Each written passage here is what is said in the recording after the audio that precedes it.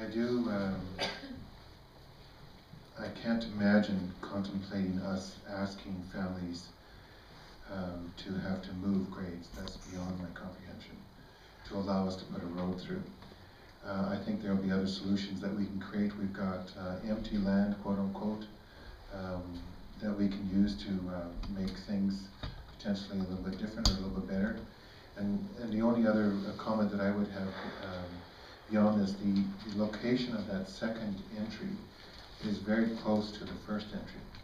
And I'm just thinking traffic-wise, maybe Matt, you can provide some additional information on that.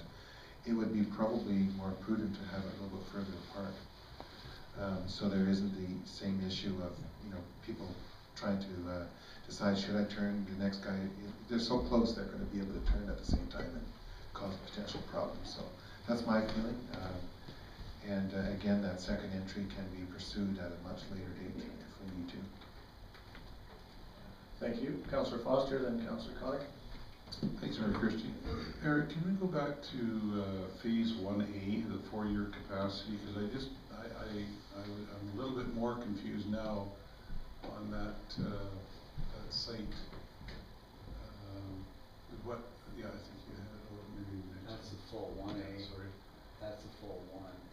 Yeah, 1A is what it was there.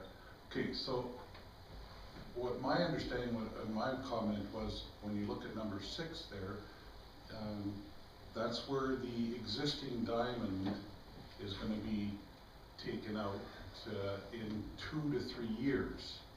Number 4, where Plan 1A would not interfere with any ball diamonds at this point. Am I correct? Because I understood from Peter when he asked that question, you confirmed that diamond would be gone. So then I thought that we had some time before that. Well, we're going to have to work closely with the ball diamond group to be sure they're comfortable with being that close to a burial area, number 1. And secondly, as our final design for this area and dimensions are executed, we want to be sure we're not compromising our capacity in this zone here by biting into the outfield. I think that our estimate with the infill that we're getting in the southwest corner, combined with the amount of time it's going to take to bring this area up to a seasoned cemetery of 2 years is about right. Okay. Yeah, I was just wanting the clarification because I was thinking, okay, we weren't going to even have to move the one. I mean, we have lots of diamonds, and in a year and a half, we're going to have all the diamonds up at the other place anyway. It was just a clarification. Thank you. Councillor Connick. Thank you, Mayor Christie. So this, back to 1A here, the proposed area, what is that, 1 acre, 2 acres? Roughly?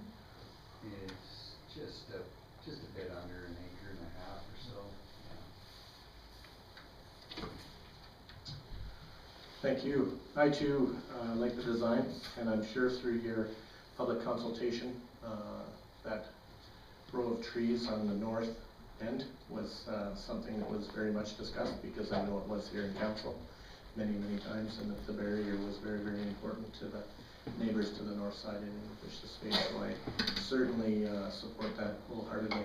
Now, if we went back to talking to that second entrance, I don't disagree with Councillor Bosma. I don't think we want to be moving any graves whatsoever. We do have a second cut in that sidewalk and entrance on the very east side of the, over. If we took that road straight up, it goes into a parking lot now. If we ran that straight up to just below it'd be phase 2 or whatever, keep going past that diamond, hang a left there, into that area, and brought it in even south of there, I think that would make more sense for a second entrance rather than have two right close together. We already have the curb cut. It's already a second entrance off of that, or an exit and entrance off of that road. So if we can use that existing area, I would definitely support that more than I would the second entrance. And as Councillor Bosma said as well, that's not for a number of years down the road anyway. But that I would support more, and it's already in place, and we could use that existing area. I too would support the memorial gardens, and this shows approximately, depending on growth, about 50 to 70 years capacity. Is that correct? Okay. Thank you. I think and the rest of mine were answered. Thank you very, very much, Eric, for your time and coming and going through that with us. Thank you. We look forward to Council. moving forward from here. Thank you.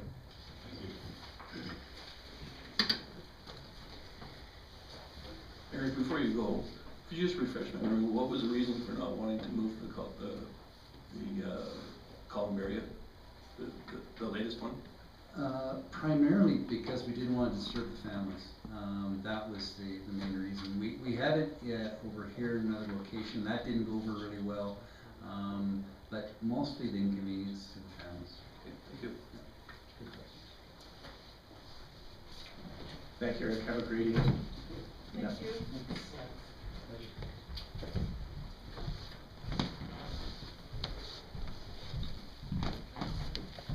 All right, let's move down to bylaws.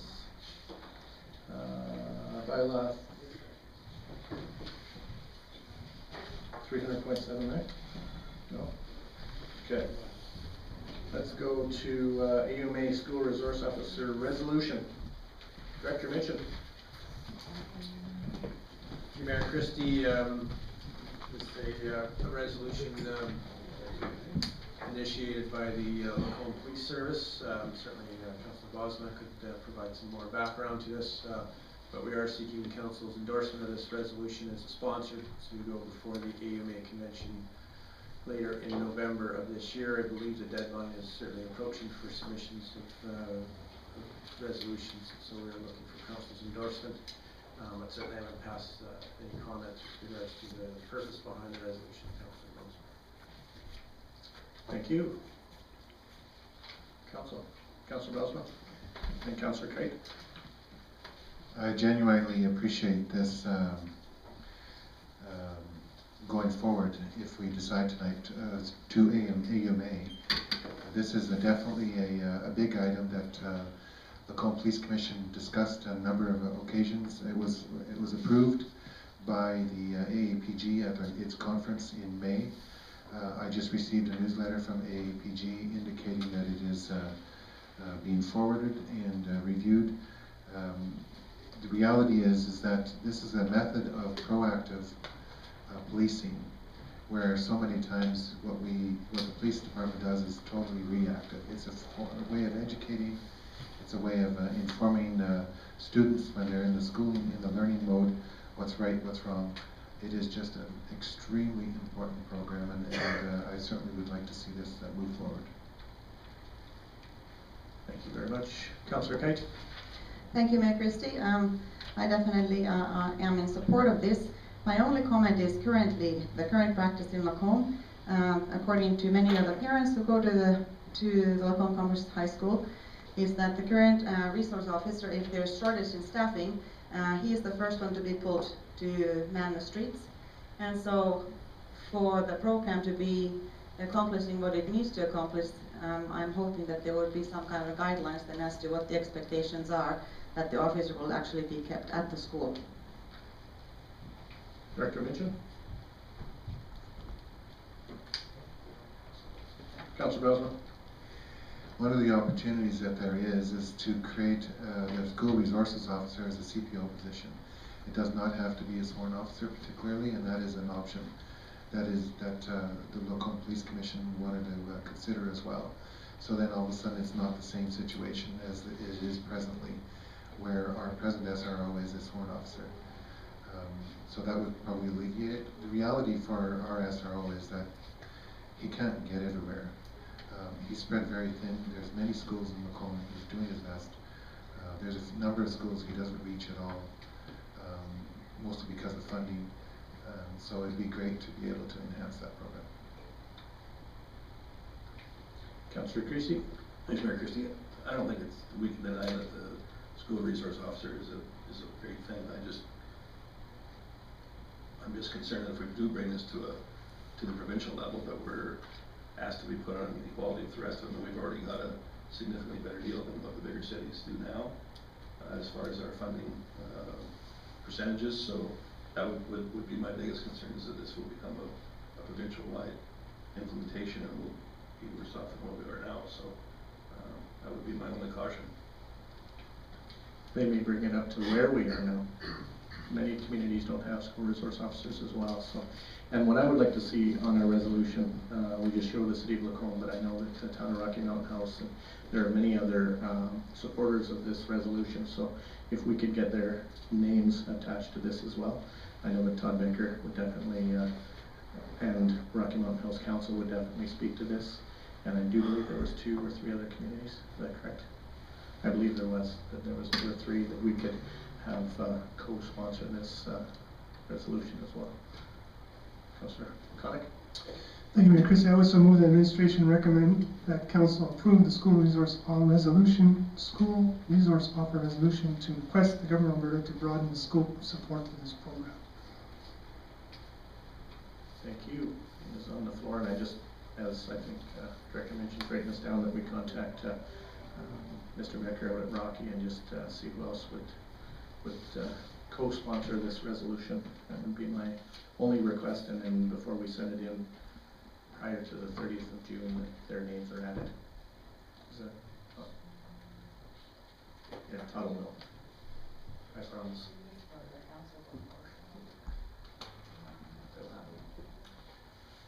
Any further discussion? All those in favor? So carried, thank you.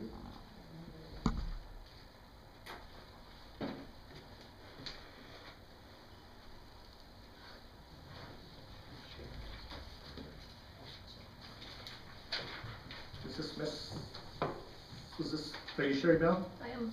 Welcome. We will move to your presentation. We moved on and waited for you to get here, so have you come up to the table up front here, that'd be great. Grab a extra chair there if needed, at the tables there.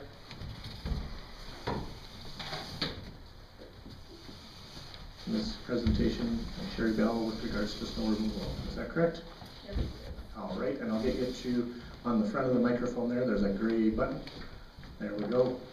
Thanks for coming, guys. The floor is yours. This is our son Tyler, my husband Ralph, and I'm Sherry. We're appearing here today to appeal the fine that we were levied for a snow removal invoice and also the contractor's charges that were accompanying it. The properties are located on Ebony Street. They're 2 duplexes. Tyler was hired by Boyd Williams to look after the snow removal for the winter, and he accepted the responsibility, and we supported him in his desire to make some extra money during the winter and his ambition to want a winter job.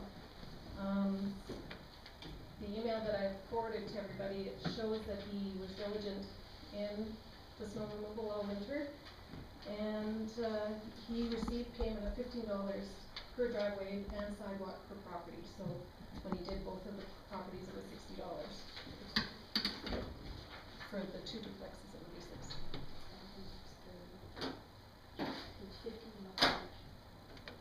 So the end of February, Ralph severely broke his leg, and Tyler dislocated his shoulder at the beginning of March. So we were kind of on the disabled list in our house, but and on March 7th, we received a snowfall overnight. I work out at the County of Lacombe. Went to work the next day. Immediately after work, we had left for Calgary for the weekend. When we were coming home on the Sunday, the snow was melting. So, the snow system had seemed to move on. It was milder. And I inspected the sidewalks Tuesday after work, and they seemed to be, in suitable shape because I was keeping an eye on them, seeing how they couldn't help me with it. About a week later, we got a call from Boyd saying that the owners had contacted him. The owners of the property are the Rounds. Their business is Circle R Builders. And they had received a fine for $200 for not complying with the bylaw.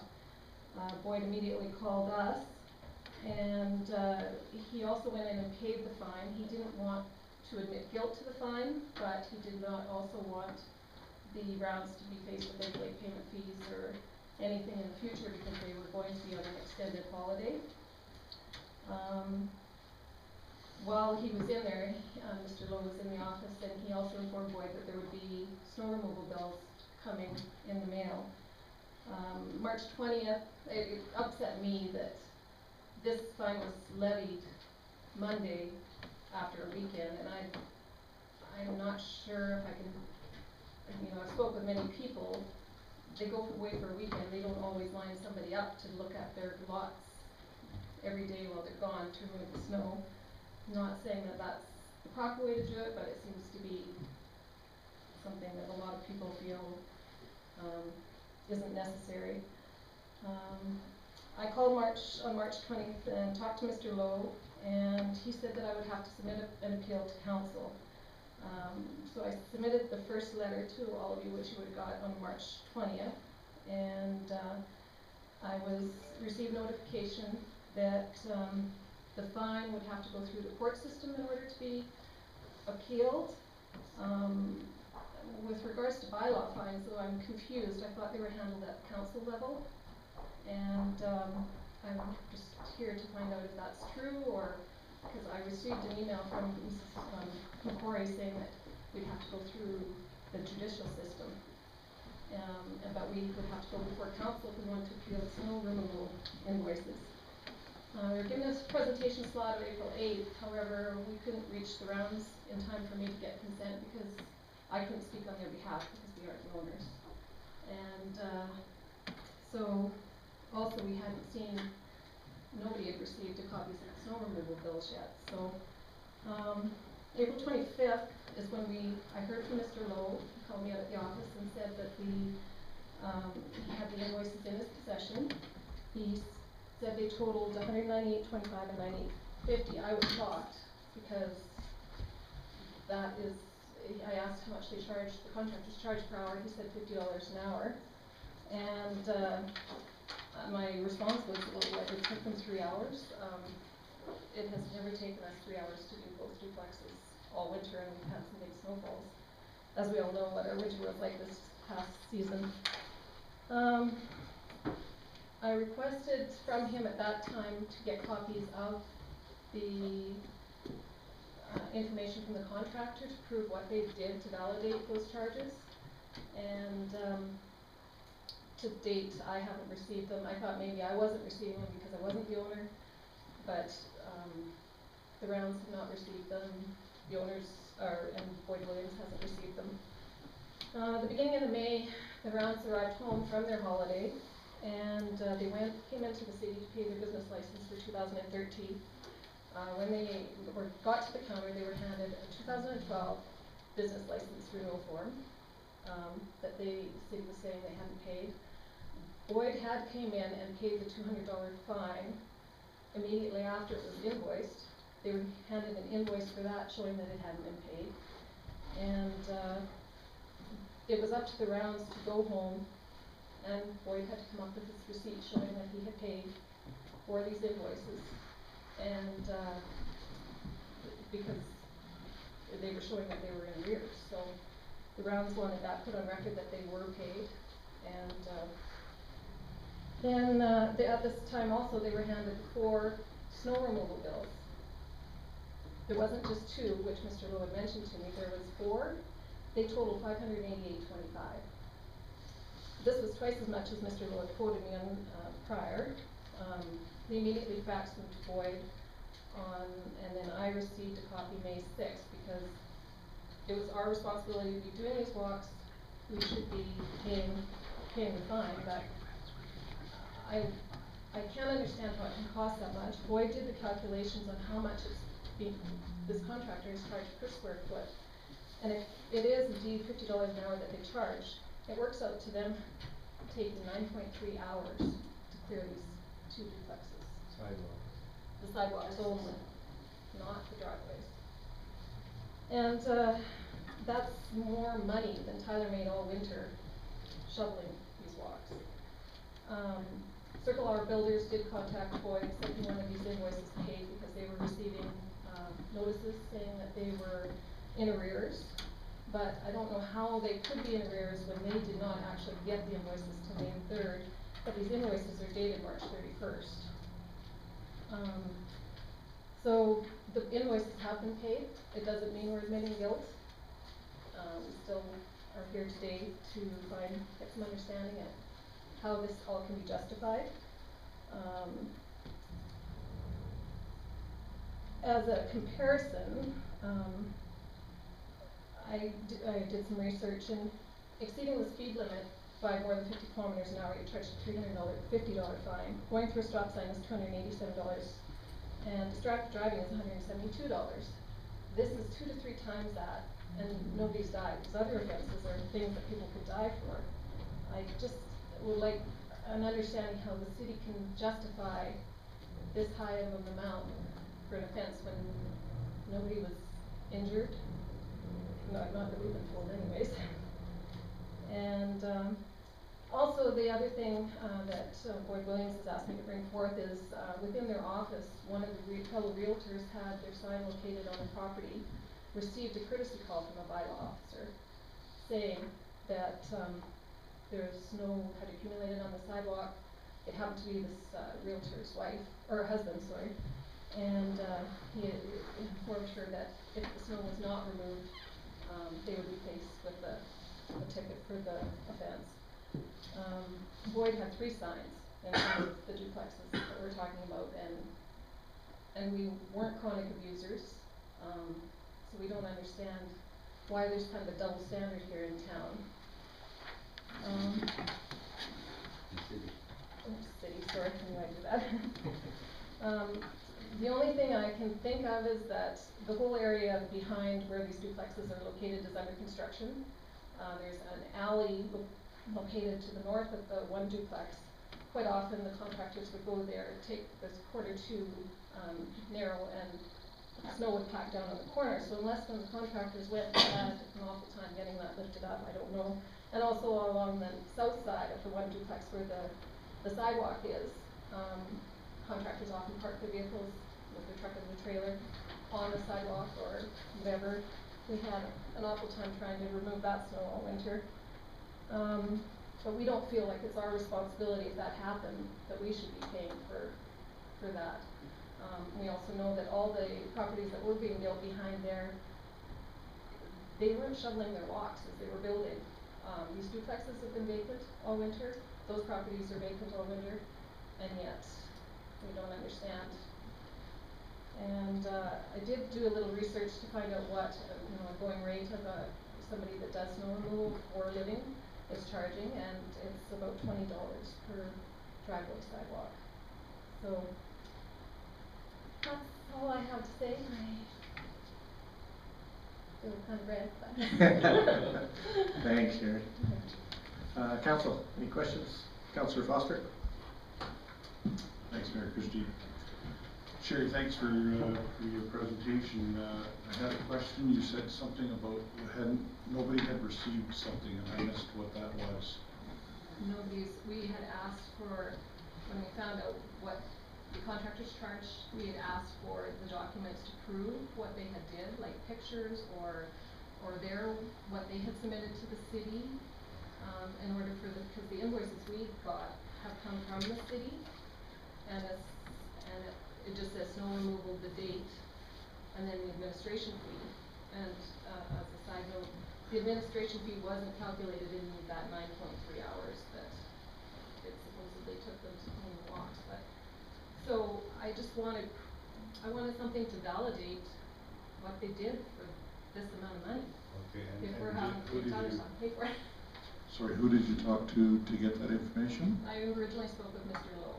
Okay, and did he indicate that he would get back to you with that information, or? I was under the understanding that, but I also thought that because I couldn't speak at the first allotment in April, because we hadn't got consent, that maybe that's why he hadn't got them to me. But, I mean, they're dated March 31st, and they weren't even given to grounds till May, so. Okay, so that was, I just wasn't sure about the one question. So, when you were advised that the bill payment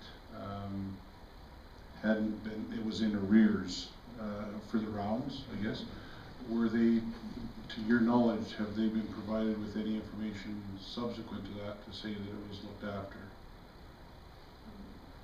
Not that I have not met the rounds myself, I've been kind of, Oh, okay. Boyd has Yeah. kind of been the go-between. Yeah, there's there a myself. whole bunch of, yeah, that's the, and, yeah, so that, They didn't want their credit, hurt because of this, and they had did due diligence, hiring Tyler to look after it, and they probably were, but it was you. just a matter of one weekend situation.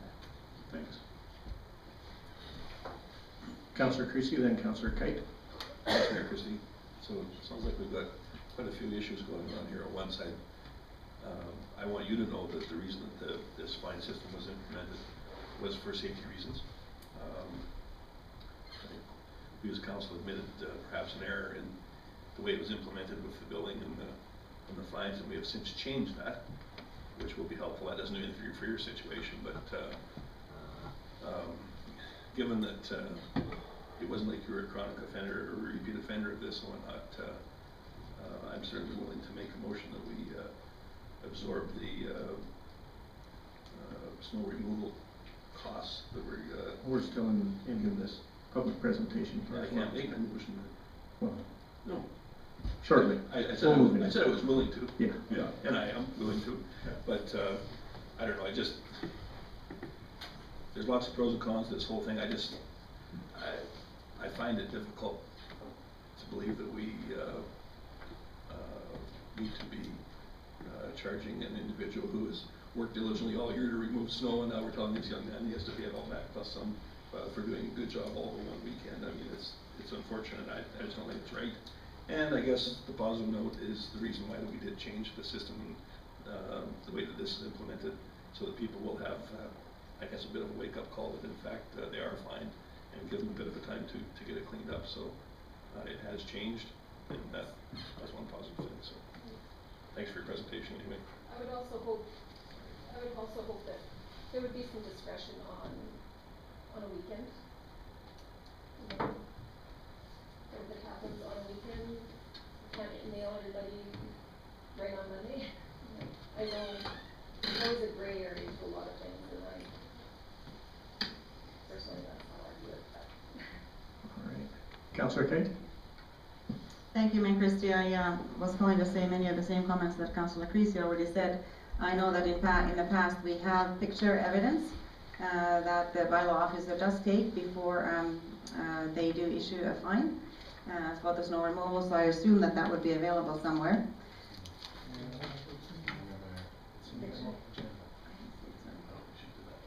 Yeah. Secondly, I would like to then have information available of the recent snowfall before the ticket was issued, as we have in the past.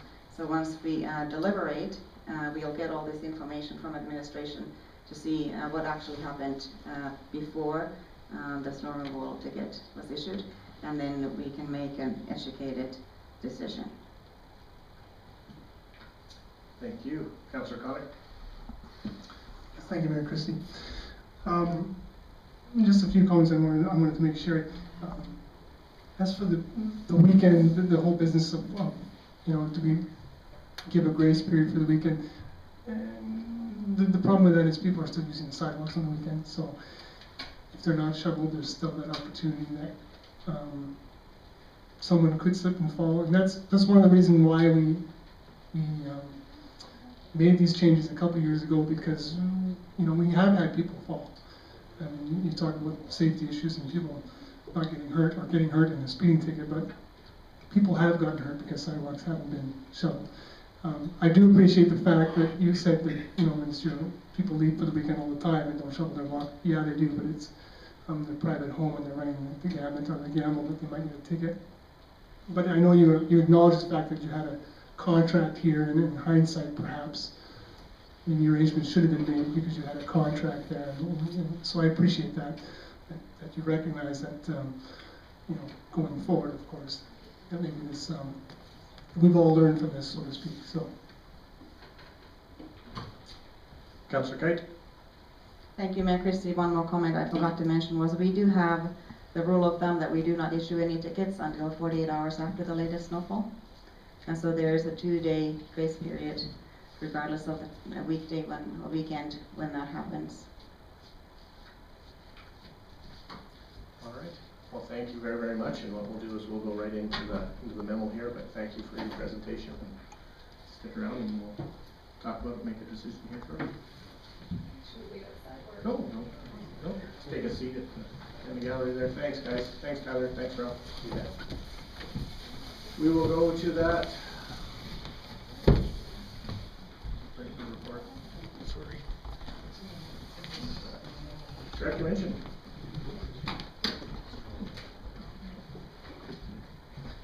Thank you, Mayor Christie. So, just some backup here for a moment. As you're aware, the enforcement officers enforce the bylaw in accordance with the traffic bylaw, and that enforcement is against either the occupant or the owner, not a third-party contractor. So that has raised some concerns in terms of being able to get this before council, and certainly the Bells have been able to get that waiver, and so we're able to have this conversation tonight. Again, because it's the owner-occupant responsibility, we don't really get into who might be doing the work and who might not be doing the work. We've certainly been after sidewalks throughout the community. This area is no different in terms of that enforcement. I can tell you a lot of the vacant lots, not only in this area, but Mackenzie Ranch and other areas were actually enforced as well this year.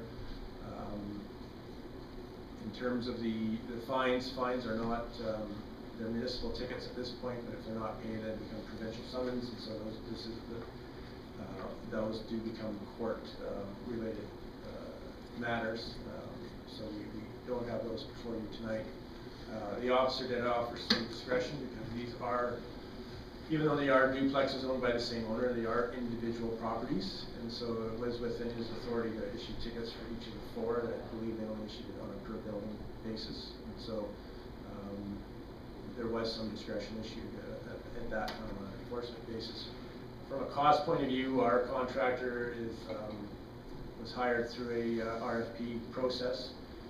Those are the established market rates that we were able to get for this work. We certainly would have taken lower if we could have got bids, but this was the only bid we did receive.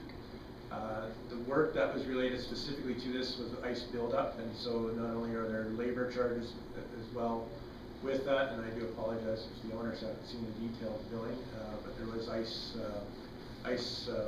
removal, ice melt material that was also used for these 2 properties, and so that's where the majority of the work occurred. In terms of the hours that were involved, we have been very diligent with our contractors to make sure that they indicate how many times they do go back and what hours they are doing on these. Certainly these fees are not out of the ordinary compared to some of the other fees that we've issued against other properties in the community. With regards to the $25 fee, that's the admin fee that my staff charge for anything related to costs that we bill out, whether it's tax notices, whether it's adding costs to taxes, any of the administrative parts that we do in terms of enforcement and collection of outstanding amounts. And so that's a pretty standard fee that we charge for each and every time. And those are the same rates I've been charging for 17 years in every municipality I've been at. So those haven't gone up over the years as well. So certainly this isn't from an enforcement situation any different than any other situations that we've had throughout the year. In fact, very similar to the situation that council looked at a couple of months ago as well.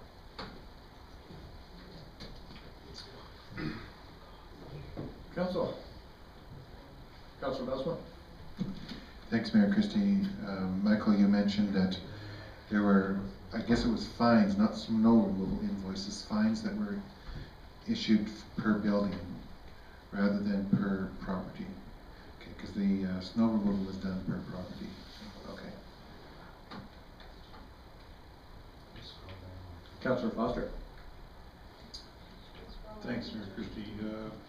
I just wanted to thank Michael for the information about the cost of that RFP, because yeah, I think it's important to let the community know that if we could have got better pricing on something like this. So it may seem outlandish, but that's what we're charged, and that's what we have to pay. So, cause that was one of my concerns also, as to, you know, how much, detail do we get, on those things, and it appears that information is provided. Whether it's been provided to the owner, we don't know at this point. So.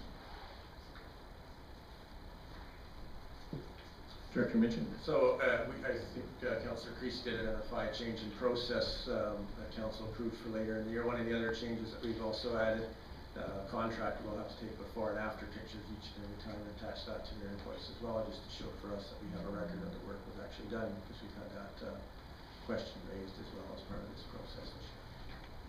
So we'll have backup pictures, because our bylaw is still going to continue to do pictures much like this, are they not? Yes, so this is the inspection process, and then contractors do the work. Because there are instances, again, as Council indicated, they wanted to provide notice before the work actually was done. That initiated the requirements for our contractors to take pictures if they actually do and have to do it. So, yeah, so that's a different, in addition to the overall process. Thank you very much. And just to clarify, we are not making any decisions with regards to the fines. Is that correct? It is just the snow removal invoices that we are dealing with this evening. That's right. Thank you.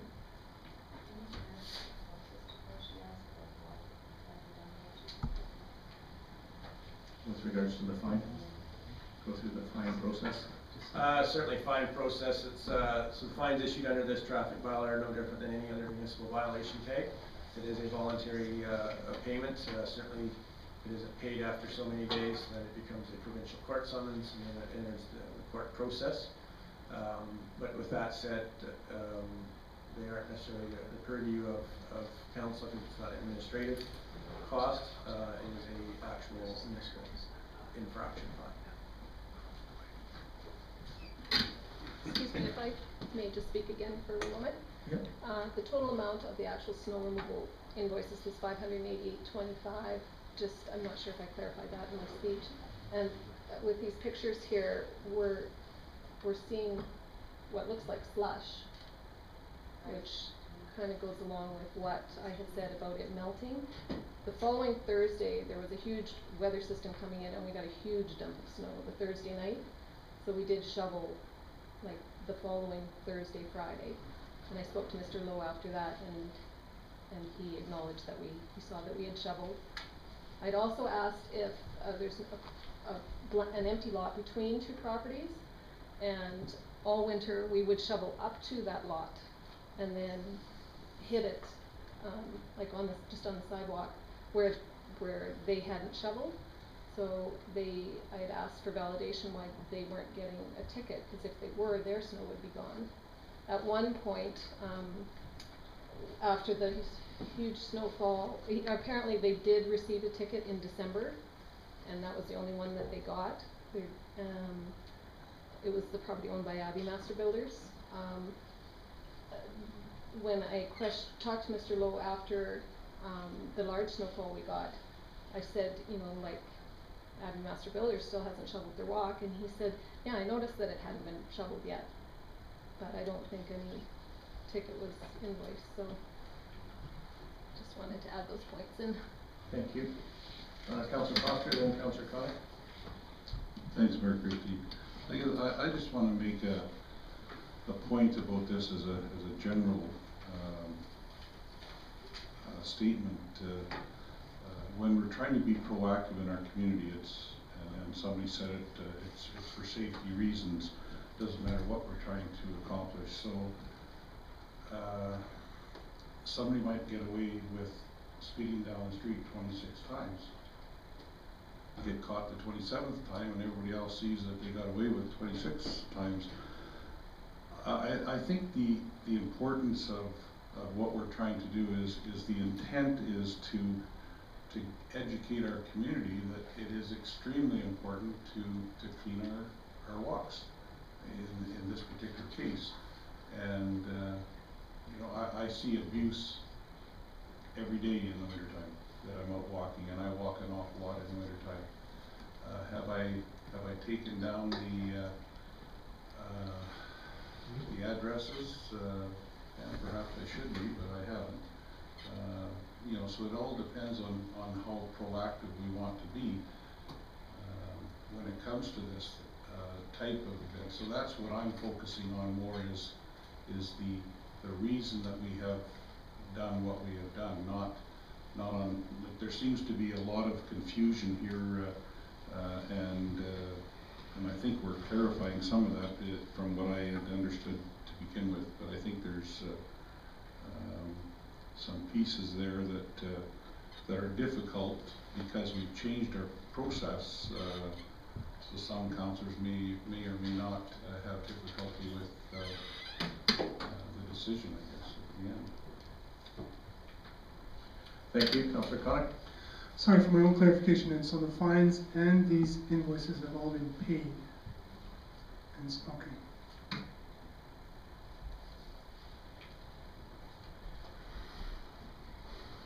I agree that,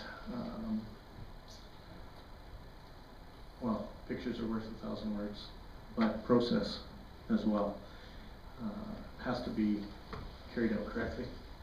It has to be clear and concise. I believe that this is a situation that involves a number of different parties and a different situation that we would see in a lot of areas within town. Since we've implemented this, I've seen it help our community. I've seen a lot more walks cleaned than in the past, and I think it's working. I think our enforcement as well, but I think we have to, when we are enforcing, we have to be concise, we have to be precise, and just like a ticket, you can be caught speeding, as Councillor Foster talked about, but if there's one word spelled wrong or your name is spelled wrong and that ticket is thrown out because of the process, and I think we have identified that our process stunk when we started this, and this is one that got caught up within that process, and like I said, pictures are worth 1,000 words, but process I think has to be followed and has to be fair. This is a convoluted situation, but I think still process, we have to be responsible to follow that through and know where things are going and get them there on time. If we're not getting invoices out that pertain to March until May, that doesn't say a lot about our process. So we are looking for a motion with regards to this decision. I do believe you were willing to make this motion, Councillor Creasy. Thank you, Mayor Christie. I certainly will. So just to make it clear, this has nothing to do with the fines that were levied. I think that the presenter has certainly admitted guilt in that regard, but as far as the snow removal bill, and because of the extenuating circumstances and our process lapse or poor judgment, whatever you want to call it there, I will so move that in this particular case the full amount, I don't have the correct number, but the full amount of the snow removal bill be reimbursed to whoever paid it. I don't think we were necessarily clear on who did that, so if that's fuzzy enough, that'll work.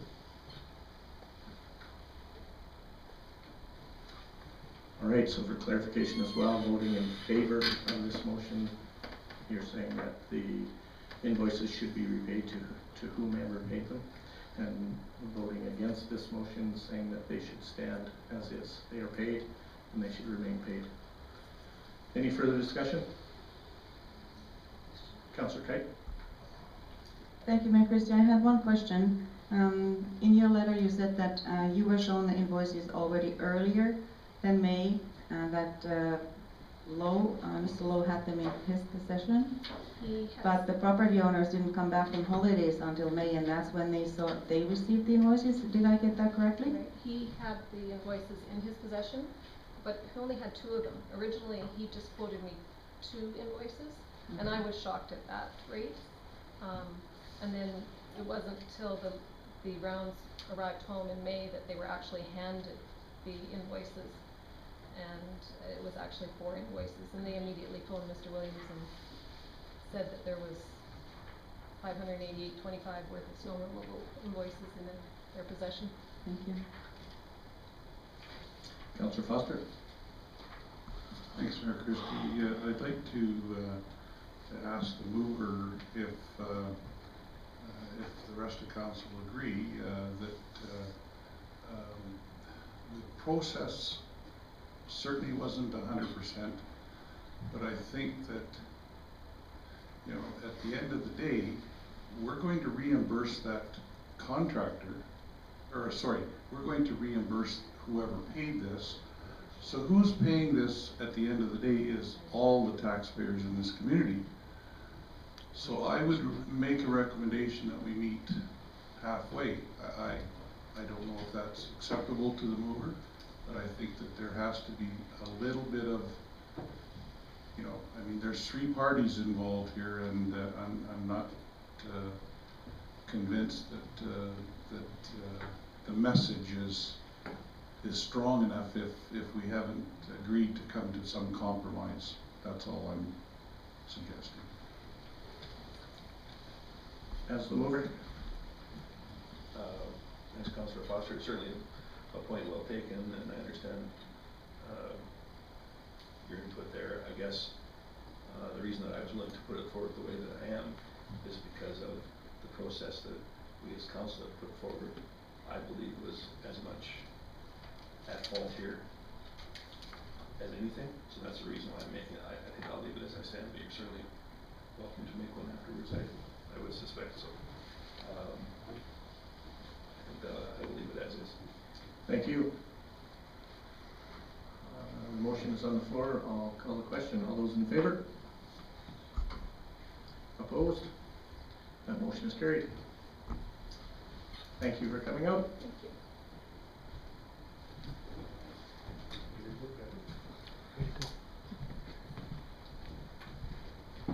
All right, we will move to, where are we? Oh, we gotta go to public hearing here right shortly.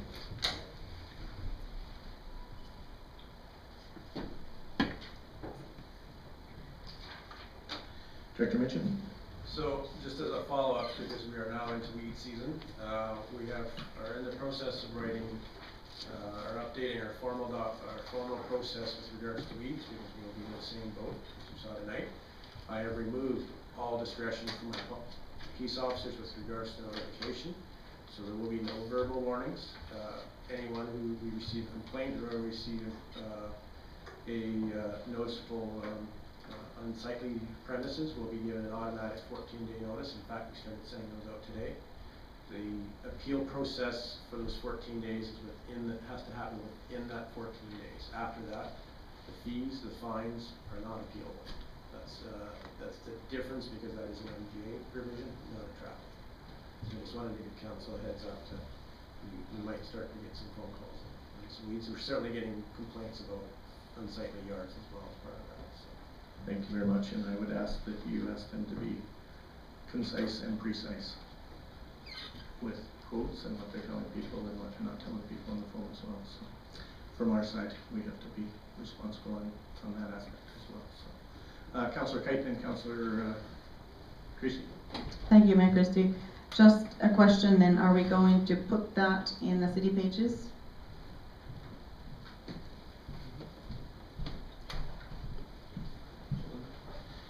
Thanks, Mayor Christie. In addition to that, I guess, what is the proper process? We would have had several people call me and I tell them to phone City Hall.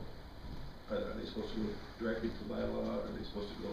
I think I know what the answer is, but I would just like it put in here so that perhaps our media here can make everyone know what right. is the So if process. there's any complaints with regards to unsightly yards, those complaints can go straight to enforcement, and they will do the inspection themselves.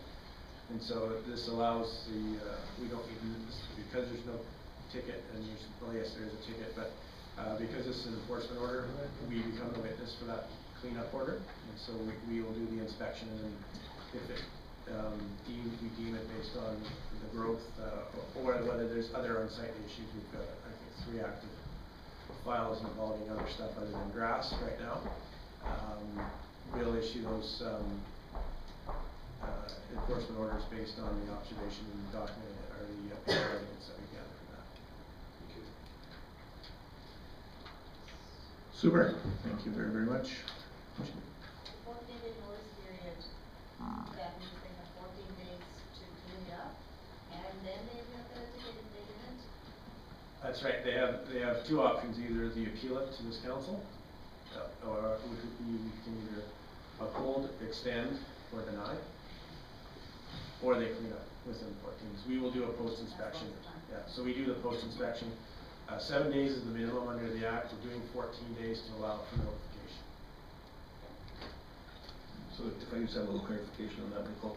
So to prevent everybody from just appealing it to council, if in fact they do so, and council finds them guilty, they don't get another 14 days. It was a 14 day from the start. Thank you for that clarification. Yes. That very Thank you. All right. I would now declare the public hearing for bylaw 300.78 text change amendment open at 6:31 p.m. And this hearing is held pursuant to section 8, 230, 606, and 692 of the Municipal Government Act 2000 as amended. And I would ask the legislative coordinator confirm the purpose of the public hearing and that the statutory public hearing notice was advertised in the local newspaper and on what dates, and if any written submissions were received and not included in the public hearing agenda package are read for the record. Carrie? Thank you, Mayor Christie. The purpose of the public hearing is to consider bylaw 300.78 text change amendment allowing fourplex in R5 district. The statutory public hearing notice was advertised in the Lacombe Globe on June 13th and June 20th. No written submissions were received. Thank you very much. And I would ask all those that are giving public presentations to state their name and to keep presentations brief and to the point. I would call upon Planner Kirchner. Welcome. The floor is yours. So we have a text change amendment that would allow fourplexes to be a permitted use in the R5 high density residential district. The application is from Pete Walls for this amendment. The R5 high density residential district currently allows a wide range of permitted uses. The lowest density use is a row house or stacked row house, which by definition allows for a minimum of 3 dwelling units. The highest density allowed is an apartment complex with a density of up to 80 units per hectare. So fourplex by definition in our land use bylaw is a building containing 4 dwelling units, each unit comprising 2 floor levels and sharing a common party wall with 2 other units. Fourplexes and row houses and stacked row houses are all very similar in regards to density, lot coverage, and overall use of a parcel. The impact of developing a fourplex would be comparable to that of developing a row house or a stacked row house. Staff is proposing the text amendment incorporate the criteria for fourplex development as outlined in the R4 medium density residential district. In the categories of minimum front yard, minimum side yard, and minimum rear yard, the fourplex criteria in the R4 district is the same as a row house and stacked row house criteria in the R5 district. The only deviation is in regards to minimum parcel area. Staff is proposing to utilize the following areas as used in the R4 district. So for fourplexes per dwelling unit, interior lots must be a minimum of 200 meters squared and corner lots must be a minimum of 225 meters squared. The only difference is that for row houses and stacked row houses, the current size requirement for the corner parcel is 275 meters squared. It should also be noted that the average parcel size of the R5 property is 1,389 meters squared. On average, this would allow a developer to meet the minimum parcel area requirements and have additional room to incorporate the required parking and amenity areas. So in conclusion, staff is recommending this text change amendment to include fourplexes as a permitted use in the R5 district, and that upon closure of the public hearing, that council gives second and final readings to this bylaw as amended. Thank you, Planner Kirchner. Any questions from council? Councillor Creasy? Thanks, Mayor Christie. I was just curious if, in this case, seems like you, administration added the area deviation there for interior and corner parcels. Does this still meet the needs of the applicant? It would provide a similar use to R4. So we want to create consistency for this type of use in very similar districts, so the R4 and the R5. Okay, thank you. Councillor Foster? Thanks, Mayor Christie. So Jennifer, this is a general text. This is on behalf of Peter Walls, but going forward, we will have this if it passes, correct? Yes, it would impact in theory for R5, all R5 zone properties. If they're able to meet the requirements, they would have this as another lower density option for the R5 district. So it complements what's already there with the row houses and stacked row houses, and creates just a lower end of the range for density as opposed to that 80 unit per hectare apartment complex. Great, thank you for that. So I would recommend the council give a second. We're still in public hearing. Oh, I'm sorry. Thank you. You guys are eager. Thank you, Planner Kirchner. I would ask if there's anybody in attendance in favor of the text change amendments to step forward and speak now. Okay, come on up front. Can you state your name? Keep your presentation brief and to the point. Okay. Thanks for coming. Thank you. My name is Pete Walls. I'm speaking on behalf. I'm in favor of this bylaw change. I think there's a lot of new stuff in here, like what she just said.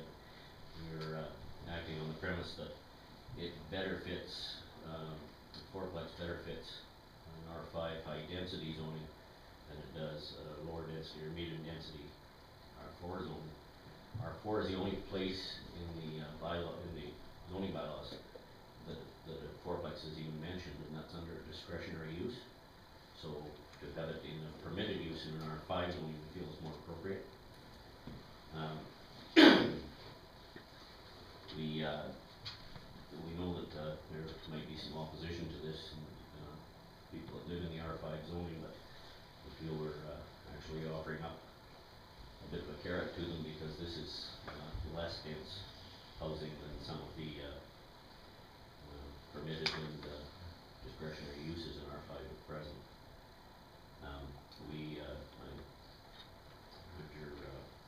Audrey mentioned the minimum parcel size. That's also a concern. I wasn't aware that we were looking at an R4 zoning parcel size. That probably is adequate. I did a little research on that parcel size with municipalities of Anoka, Stadler, Olds, Didsbury, and Wetaskiwin, similar sized communities, and they have a much more favorable parcel size limit that would allow for parking and amenities with R4. And the problem really is with parcel size, if you restrict it too much, these fourplexes end up on infill lots, which are generally 50 by 120, and not much bigger. You've got to fit them on them. And so we've done that once in town in an R4 zoning, so I certainly favor what she said. It seems appropriate. Thank you very much, Pete. Any questions for the speaker? Thank you. Okay. And I'd ask if there's anybody in attendance opposed to the amendment to step forward and speak now. I'd ask one more time if there's anybody opposed. Seeing none, I would ask that if there's any person in attendance deemed to be affected who wishes to be heard. Seeing none, I would now close the public hearing for bylaw 300.78 text change amendment at 6:40 p.m. Thank you. we will move right into land use and development bylaw 300.78 text change amendment.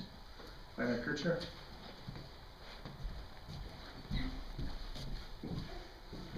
Welcome back. Thank you. Staff is advising that you, council continue a second and final reading for this bylaw. Thank you very much. Councillor Foster. Thanks, Mayor Christie. So my footballer here, I apologize. And I would like to make a recommendation that council give second reading for bylaw 300.78 as amended.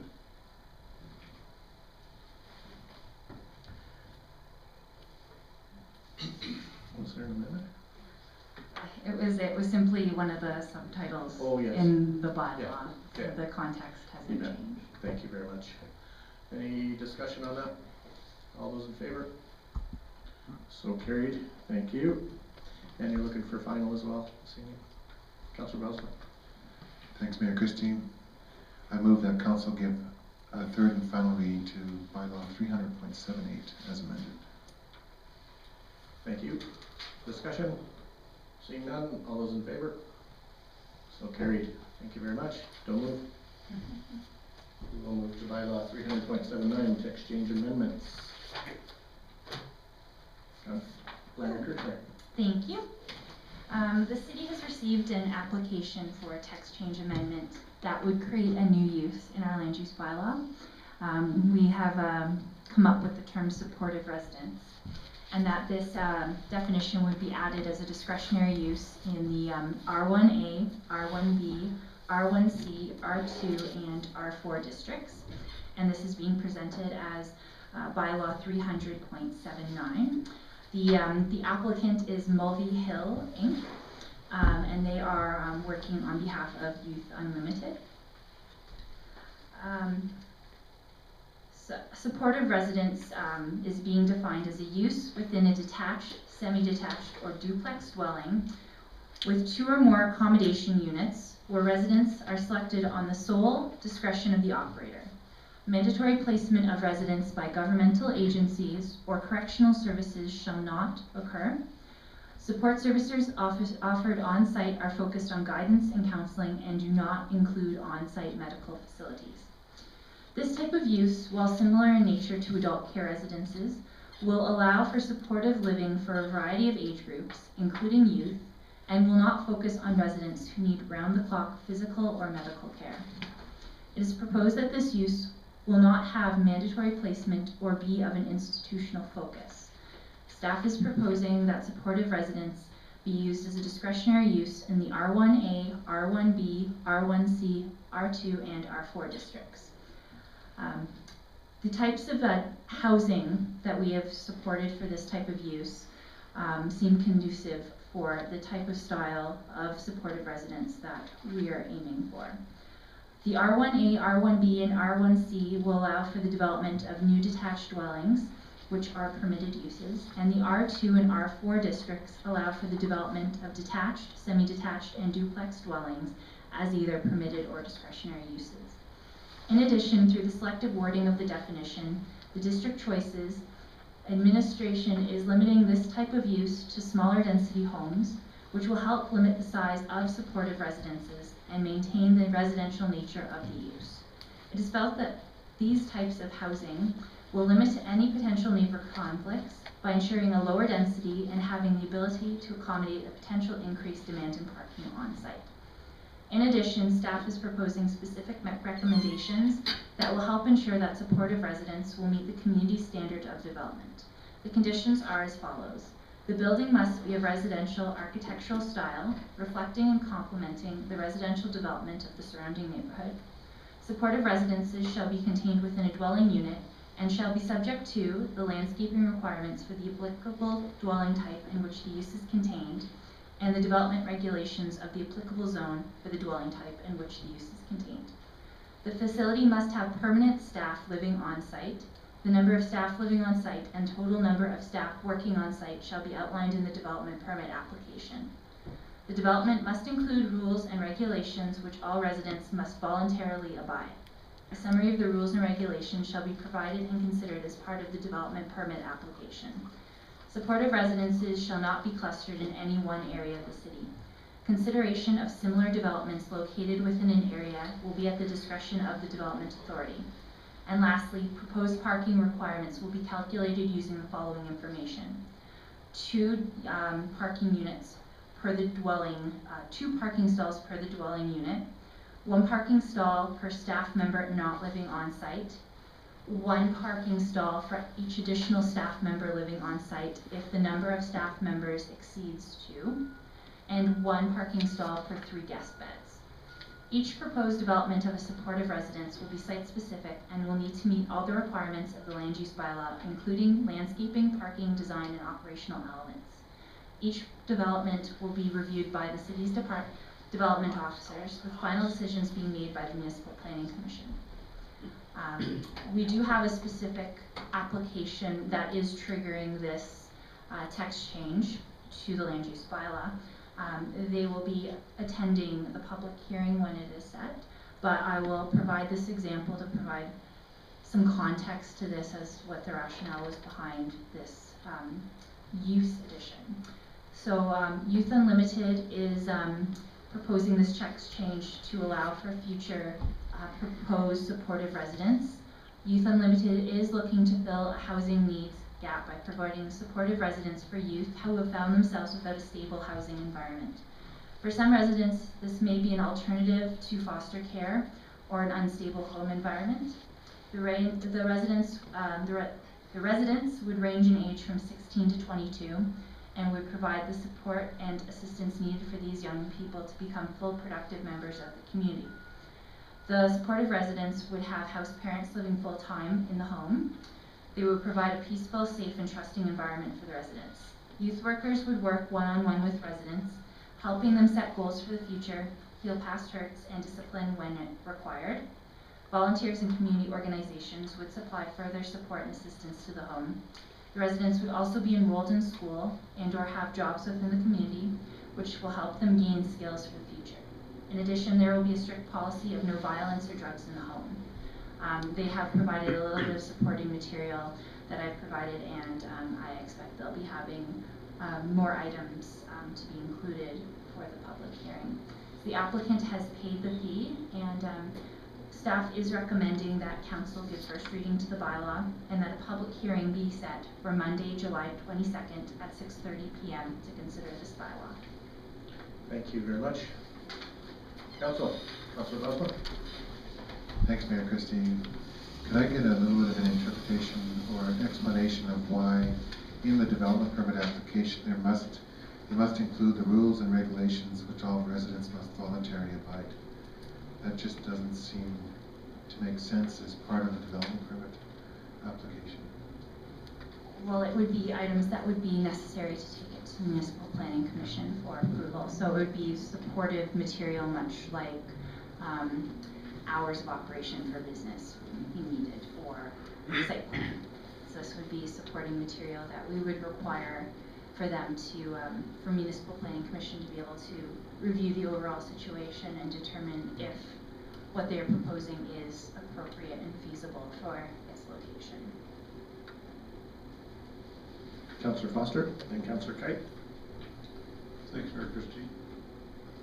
Just a question in respect to these type of residences. How do you qualify? What's the qualification process? Could we see 20 of these residences in our community in the next year, or is this really a very groundbreaking type of process? This type of use is very unique. A lot of communities focus more on adult care, or they separate things more distinctly.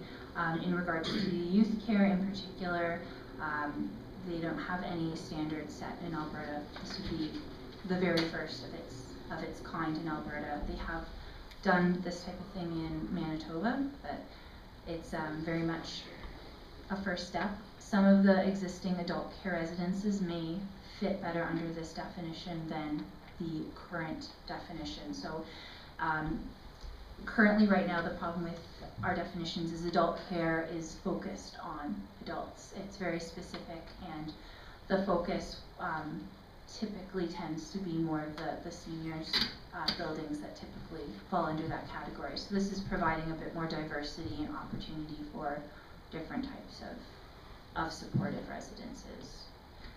As to whether I think there's going to be a whole bunch, I think it depends on the success of the very first one. If it goes well, that's one thing. If it does not go well, it'll provide a pattern for what we'll see. But I don't suspect this will be, you know, that we're going to suddenly have 50 of these in the next 2 years. So.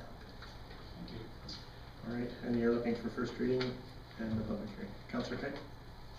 Thank you, Mayor Christie. Thank you, Jennifer, for the in-depth presentation. I think that it's exciting for us to be able to have youth housing in Lacombe if we consider ourselves to be an inclusive community, welcoming people of all ages and backgrounds. And so I am excited to see this. Further to Councillor Foster's comment about how many can we expect of these to pop up in Lacombe, I guess it always depends on who's going to fund it. And there aren't lots of those around. So to have one, I think we're lucky, and hopefully they'll do well. Go ahead. Just to respond quickly to that, it's lovely that you're supporting youth housing, but this is a use that would be available for anybody of any age. So this use is not for youth. Just wanted to clarify. 16 to 22. That would be This the is this application, but particular- not this specific use. It could be used by any age group. Okay. Okay, I've got Councillor Bosman, then Councillor Connick, then Councillor Creasy. Thanks, Mayor Christie. Just a couple quick questions. I don't see anywhere where it limits the amount of beds that would be used for, you know, to rent out, whatever you want to call it. And the second question, would there be some licensing required?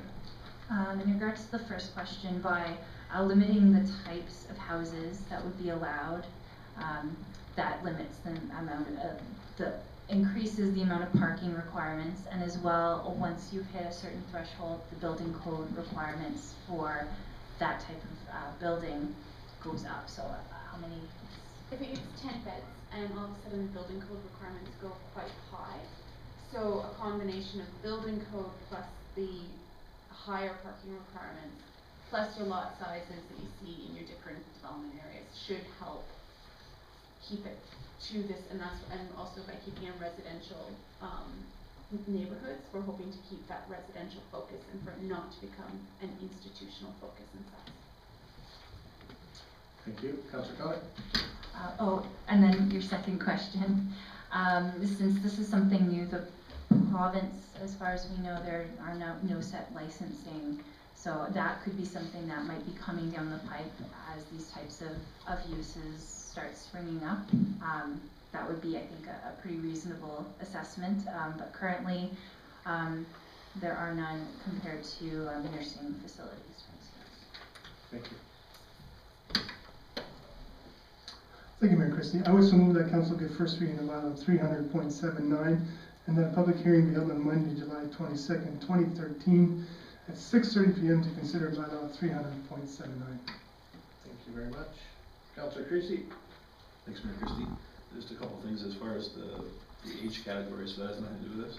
No, that was for the specific one that's applying. I wanted to give some context as to where this was coming from. But our definition is, in particular, we were choosing not to have any age definition. So, you know, there could be a youth facility, but there could also be a facility for maybe 30-year-olds who are trying to have a career change or something, just as a wild. I appreciate that additional clarification because I rather deal with our discrimination laws if that's even legal to have that information. Yeah, and my other question was with respect to Councillor Bowsman's first question regarding to the application for the development permit and these rules and regulations of the house they have to abide by. How is that even relevant with the development permit? I wonder if you could just give me some examples. I'm not sure where that's going. In a way, we're trying to help create an environment where there is going to be some requirements for them to operate. Since there is no licensing, they won't have some of the stuff that might be laid out for a nursing facility or a day home, a daycare center by the province. So this was something that had been suggested by the applicant as to show that they are serious, that they have a set of regulations that they're going to have their residents abide by as a way to foster a certain environment within the community, so that they know that there are checks and balances to ensure that this is going to be as least disruptive as possible. So this was part of what our applicant had suggested.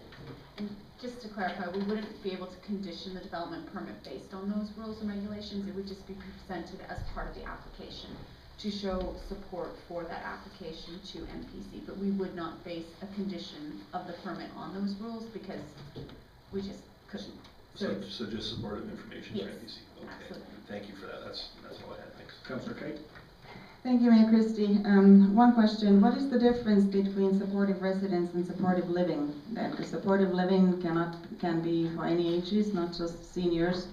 Yeah, we tried to avoid definition. We will move down to Lacombe Police Service, and welcome. Chief Murray. I'll get you to turn on the mic there. Everybody can hear you in the back. And on the side there's a button. Yes, there you go. Now hit the green. Now push the button. There. Welcome to council. Thank you for the first time in your official capacity. Thank you very much. The floor is yours. I forwarded a report this morning. I apologize for that late submission. But as some background, in September of last year, we met and we put together a 3-year human resources plan where LPS needs to be in terms of our operational and administrative support, which received the endorsement of the Police Commission and your endorsement as council. That plan calls for the addition of a constable position on January 1st of next year, 2014, which would bring the complement up to 4 street teams of 3 constables each, basically the frontline service to the community. We're currently 3 teams of 3 and 1 team of 2. The issue at hand today is that by the end of February each year, we receive the annual vacation leave requests from our members, and we evaluate them, we figure out who we can have gone at certain times, and we approve it at the end of February. So the summer leave schedule was approved at the end of February, is in place now. What we didn't plan for was illness and an injury that occurred. The first one occurred late last year, but carried on through to the end of March of this year, where we had 1 member down.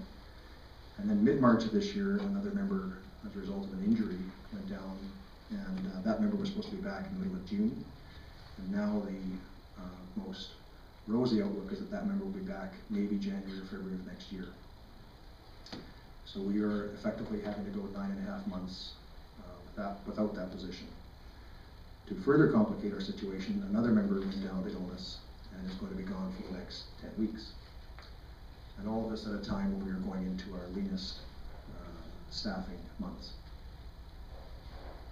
I included in my report to you a very basic graph where the red lines indicate, because the city moved to a different benefit provider, part of the advantage to that is that when a member goes on to short-term or long-term disability, that member's salary is no longer paid out of the city budget, in this case out of the LPS budget. So over the course of 2013, there will be 61 weeks of salary that will not be paid out of our budget. They will be funded by either WCB for one of the occurrences or by Industrial Alliance for the other 2. Because we are going into the summer months with what already is a lean schedule, my only option is to backfill the 2 positions that are going to be down through injury and illness is with members on overtime. I'd have to bring members in on their days off to fill these 2 slots that are now the 2 vacancies. Because I already have members going on vacation, which would mean in some cases a team dropping down to only 1 person. So I have to keep it at minimum 2 to fulfill our officer safety and community safety commitment. I have 2 concerns with that. First of all, overtime is double time. And I think that the cost over the course of the summer backfilling many of these positions on double time isn't an effective use of our dollars. But I'm equally or more so concerned about the impact it's going to take on those members that I keep bringing in on their days off to fill all these other shifts. I'm greatly concerned that overworking them over the next couple of months could lead to illness, fatigue, even officer safety issues. So when I looked at the situation in its entirety, my recommendation to the Police Commission and my recommendation to you tonight is that because we have saved that salary component, basically 61 weeks of salary for the year, I'm asking for support to bring forward the hiring of the January 1st member to as soon as possible, to assist us with getting through the summer months with at least one more body in the schedule to fill those slots created by illness and injury and to offset the members already on vacation. It would basically call for approximately 21 weeks of this year that wasn't budgeted for, which is offset by the 61 weeks of salary that we haven't paid because Industrial Alliance and WCB have picked that up. For most other city departments, this plan with Industrial Alliance, I think, is a really good opportunity where we don't have to have city departments going short-staffed for long periods of time because we can simply backfill positions because their salaries are now being paid elsewhere. The police service is a different duck. We just don't have qualified police officers sitting out there waiting to be called up for casual work. So the ability to hire temporary police officers doesn't even exist in this province. What we did start doing was our selection recruiting process in anticipation of the January 1st requirement. So we currently have 3 applicants available that are already screened. They've gone through the entire selection process and been deemed suitable. And we literally have some boots on the ground, probably as early as 4 weeks from now or sooner, depending on how quickly their employer can release them. I think it would be in the greatest interest of our staff in terms of their wellness and the ability to serve the community. I think that fiscally it's the responsible thing to do as opposed to trying to cover all this off on double the cost of overtime. And I think from our commitment to the Human Resources Plan, I do believe this is the right solution for the problem that we're facing right now. The Commission, I met with the Commission on Thursday and they supported and endorsed this proposal, but they asked that I appear before you because of course it does involve bringing that position forward from January 1st till as soon as we could get them, August 1st. And that's an important role for Council to play in that decision making. Thank you very much. Council, questions? Councillor Foster. Thanks, Mayor Christie. Chief Murray, what those 3 individuals, if you were able to hire one of them, are they, when you say hit the ground running, are they trained in police work already? They've got some training, or are they going to be qualified to start the process, I guess? All 3 are currently serving police officers. Awesome. Literally, we would change uniforms. You spoke to the wages, the 61 weeks of wages that won't be paid out. How far away are these officers and what kind of moving expense would be occurred with that as well? All 3 are out of province. We have traditionally not covered moving expenses. We do it on a case-by-case basis. In this case, it's in our interest to get them here quicker rather than later. And that would be something that we'd have to discuss with them. But as it stands right now, we haven't made an offer of covering relocation expenses. Each of the applicants have family in Lacombe or in the Lacombe area, which is why they want to come here. So there's obviously a possibility that perhaps a member could come in advance of their partner to start working while they arrange for home sale. Thank you. Councillor Kite. Thank you, Mayor Christie. My question is about the one police officer, but we have 61 weeks of salary unused for, and you said that there's no provision to hire somebody for a term if you were looking for additional members? Correct.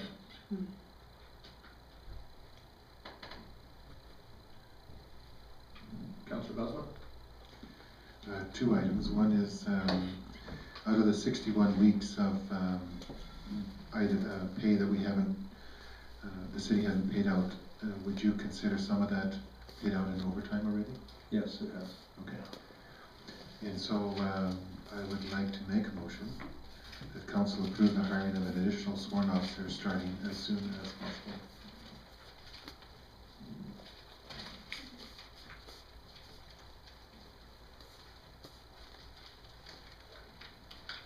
Thank you.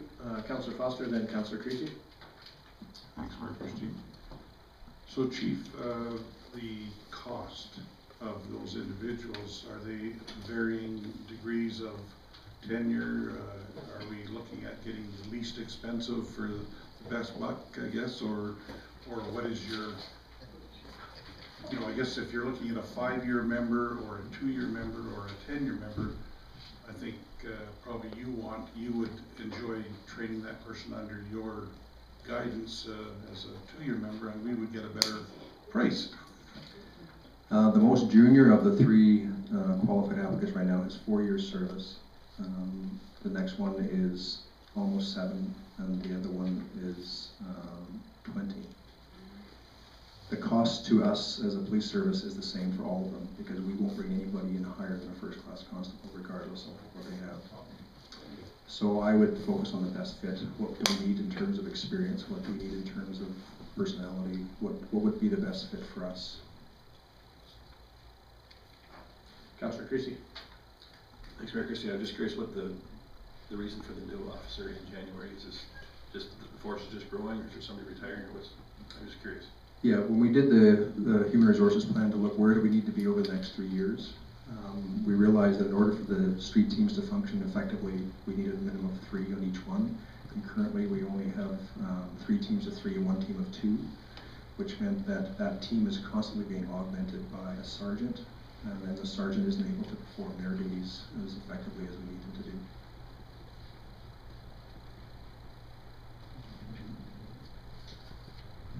All right. Any further questions, discussion? There is a motion on the floor that we recommend that the LPS hire a person ASAP, and this is what the wording was. Seeing no further discussion, all those in favor? Opposed? That motion is carried. Thank you very much, Council. On behalf of the members of LPS, I think this is welcome relief for them. I think they'll be very pleased with your support. Thank you. Thank you. Thank you.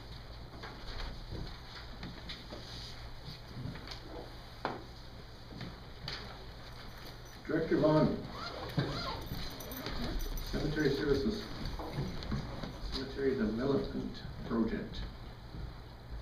Welcome. Thank you, Mayor Christie. So based on the presentation that Council had earlier by Eric Lees of Lees and Associates, we are asking that Council accept and endorse the consolidated draft master plan, master cemetery plan as presented by Lees and Associates.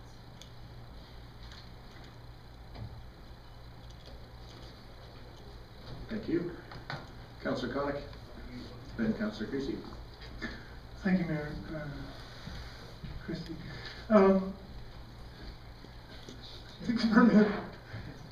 Brenda, Director Vaughn, are we accepting just the plan on its own, or are we accepting the implementation strategy as well? As the plan was presented, I believe that you're accepting the design of the plan. Implementation, the next stage is to go to tender. But there's budgetary requirements, and so the level of work that is conducted or the scope of work needs to be determined. Okay, thank you for that clarification, because I support the plan. I think it's a good design and so forth. I'm a little troubled with the costs a little bit. You know, $115,000 for 1 acre. That's a 10-acre parcel, so I know we're not going to spend $1 million all at once, but over the life of that project, if we stick to that, that's a lot of money.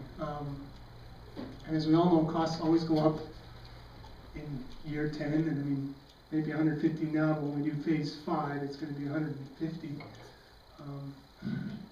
So I like the plan. I'm hoping we can come up with some really cost-effective solutions, because, like I said, I'd rather spend $1 million on the living than on the dead myself, so, those are my thoughts.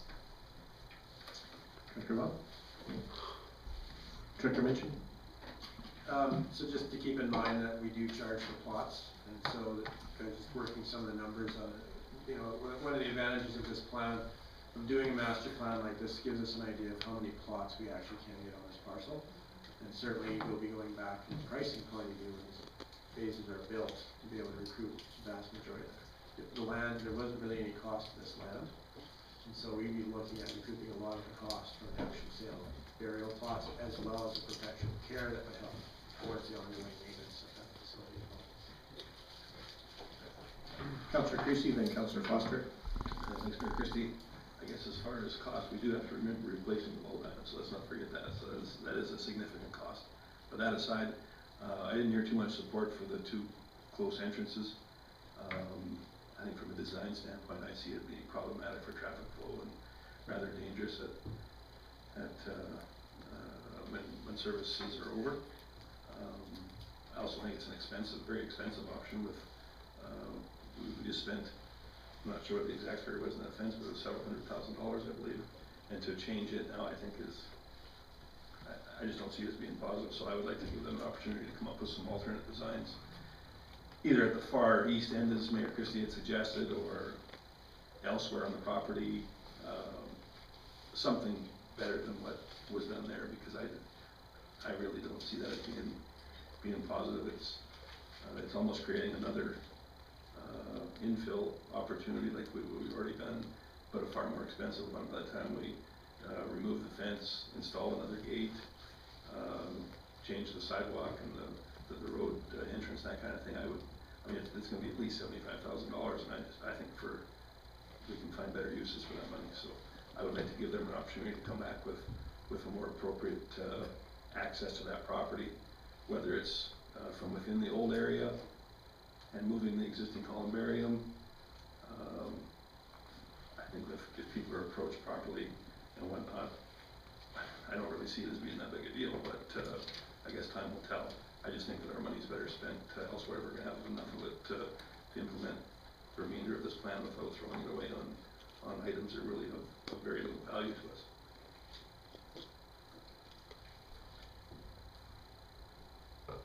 Director Brown?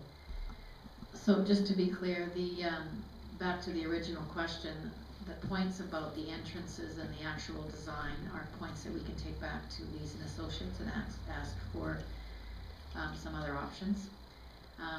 In terms of the implementation, we are only speaking about that when we come back with the tender. And so the number of plots that will be constructed in which parts of phase 1A does not require the additional roadway. And so we can take the comments back on the design elements and have that brought back in July. But in the interest of time and knowing that we have to construct work this year, I would like to be able to continue with the scope of work to gain the immediate plots in the north section of the cemetery. Okay, I guess I just don't want to send the wrong idea that we were pleased with those entrances close together there for the overall plan, and everything else falls into place as it goes. We want to see changes to that. I mean, as far as the time element, we've got 2 years of infill just on the roadway on the existing property, so I mean, let's not get into a big rush and implement it just because we think we're under the gun for more space. Because we do have, I believe you said a year and a half, 2 years there. Okay. Councillor Foster? Thanks, Mayor Christian. So I think of what I heard, in general, I think we are all cognizant of the cost, but as Brenda's indicated, we're looking for just the draft master plan, and I think we want two entrances, which can go back to anything. So I would say that now that we've got this consolidated plan, and when I was looking at the individual ones and trying to marry them together, I think we've got an opportunity to come back to Brenda and let her know if we have any other things that we think of that can be added to this. But I think the timing is really not that critical for the second entryway. So I would like to make a recommendation that City Council accept and endorse the consolidated draft master cemetery plan as presented by Lees and Associates. Thank you, Councillor Bosma, then Councillor Kite. Thanks, Mayor Christie. I'm wondering in that motion if I can make a friendly amendment in that with a recommendation for alternate options for the second entry. Because I think if we just leave it as it is, then it's going to happen that direction. I mean, until another council a number of years from now changes it. But I think at this particular point, we should be able to recommend that second entry is relocated. Going through an MR is not a real big deal, as I understand. Since all the infrastructure is there already, so we're just reusing it at a later date. So, if that's acceptable, thank you. All right, amendment there. Councillor Kite, then Councillor Creasy. Thank you, Mayor Christie. My only comment was that it is a draft master plan, so it is not any final plan, so any changes can be still made. We are just accepting it in principle. Thank you, Councillor Creasy. I actually didn't have my microphone on, but thank you. I just see this as being very different. We're accepting the master design plan as is, so I think that we let them make the changes and come back to it, and when we're happy with it, accept it then. To do it so beforehand, I think is very premature, and that doesn't exercise due diligence. That's all I'm looking at. Okay. Now your mic's off, right? Yeah. Okay. Director Gowdy. Thank you, Mayor Christie. I did want to speak to the second entrance because we did have a chance to review the proposed plan before it came to council as well from Infrastructure Services. We did consider the implications of having an entrance that close, and it's not something that raised a red flag for us because the amount of traffic that you're going to see in a cemetery compared to, say, a gas station, much less. We have several gas stations that have two entrances far closer onto Highway 12, as an example. And the idea that to move it to the MR 20 meters to the east is going to be less of an impact. It would be the same. It would be the same as if we had it at its proposed location. So it's not something that raised a big concern from our point of view. Thank you very much, and I think why I looked at that east end is because the curb cut's there, it's already at grade, we don't have to dig it out, we don't have to move a lot of fences it's there, it's ready to go, and it's been there for years. People are used to that, and change is something that isn't always accepted that well. Director Vaughn. So just to be clear, I think what council's speaking about is the location of the entrance, but secondly, it is the cost. Yeah. And so I think what we will do is go back to Lees and Associates and identify those issues and see what is a contracted maintenance service that looks after these facilities has identified that those three elements have been looked at and maintained properly, and feel that that those things have been addressed will certainly assist in the boilers functioning. However, they further believe that the fact that this doesn't get us away from the fact that the RAPAC model, the parts are difficult to access and they are quite expensive, and Independent has provided council with an idea of the difference of cost of parts when they're working with the RAPAC model versus another model.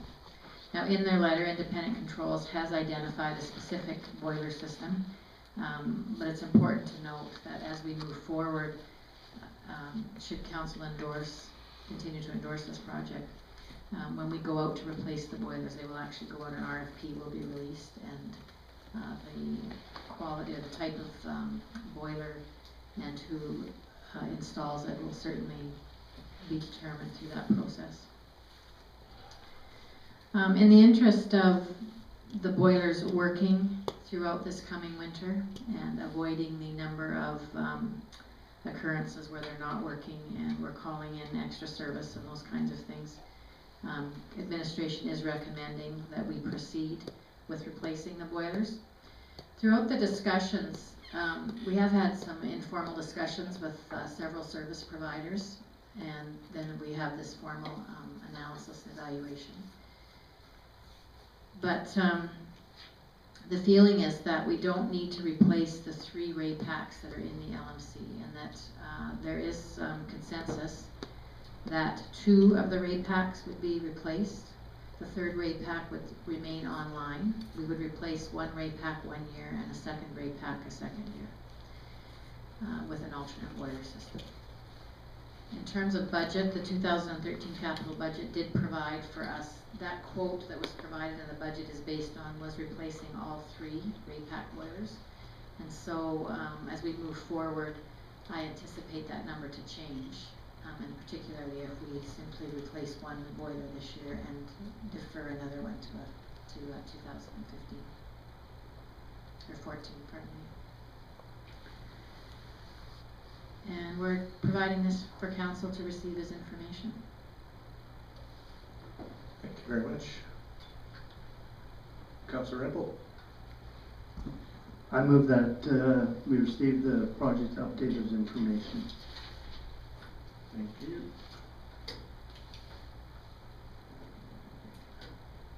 Councillor Creasy. Thanks, Mayor Christie. I just wondered if Director Gowdy had an opportunity to get input from the alternate supplier that was discussed at last meeting, or last discussion of this subject, rather. Yes, we have had input, and he actually is going to be providing a second quote. The original suggestion quote that he provided was for a larger bank of boilers, and it's been determined that we don't require that number, but he was unable to provide that for this meeting. But that information actually will be useful at the RFP stage. Okay, thank you. So all of the boilers that are in there are not these California boilers that we're having troubles with where the parts are so expensive? There's different kinds in there? No, there's 3 ray packs in there. I guess I'm just having difficulty understanding why it's sensible to replace a portion of them if they're problematic. Why aren't we? Well, I think the theory is that if we replace the 1 ray pack with a boiler system that is more known and easier to maintain, and the local service technicians can actually work with and have familiarity with, and they don't have the number of breakdowns that the ray packs are having, that the ray packs will become backup systems to the new system. Okay, fair enough. I guess if possible, when this pricing for this project comes forward, I would like to see whoever's given the opportunity to give the option of replacing them all, or as you were saying, so we have an option to choose. It just, when I initially agreed with this whole thing, it seemed like an opportune time to get rid of them all. I mean, if we're having problems with one, I don't see leaving 1 or 2 of them behind to cause problems and be worked on, and the expensive parts that go along with it would be much smarter than getting rid of them all. So I would like to have the comparison. Is that reasonable? Yes, that is reasonable, and I believe the RFP that will go out will be asking for complete replacement and also the phased-in approach, the benefits and cons to that. Any further discussion? All those in favor? So carried. Thank you very, very much. And Director Vaughan, Parks and Playgrounds, Lacombe Athletic Park Association, O&M agreement.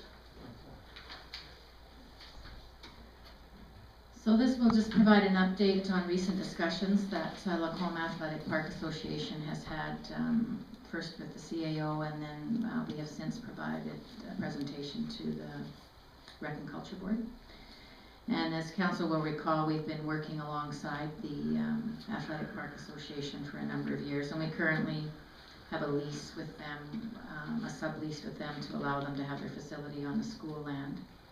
And we also have an accounting services agreement as we continue to provide that service for them. And we have a funding agreement, and that's where we outline the grant that they receive from council and any conditions associated with that.